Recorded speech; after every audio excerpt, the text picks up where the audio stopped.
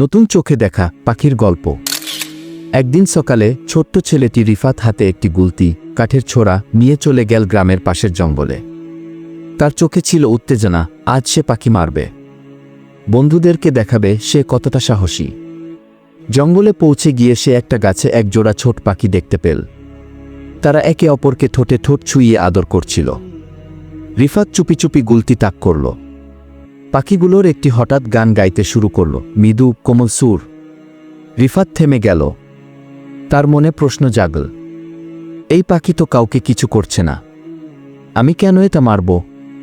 তবুও সে আবার গুলতি তুলল। ঠিক তখনই একটা ছোট্ট বাচ্চা পাখি গাছের ফাঁকে থেকে উকি দিল। রিফাত বুঝতে পারল ওরা মা বাবা আর এটা তাদের ছানা। তার চোখে জল চলে এল। সে গুলতি ফেলে দিয়ে চুপচাপ বসে পড়ল গাছের নিচে। পাখিগুলো আবার তাদের ছানাটিকে খাওয়াতে শুরু করল। সেদিন রিফাত কিছু শিখল। হয়তো বই পড়ে নয়, ক্লাসে বসে নয়, জীবনের একেবারে ভেতর থেকে সে উপলব্ধি করল জীবন ছোট, কিন্তু তা কারো জন্য পুরো পৃথিবী হতে পারে।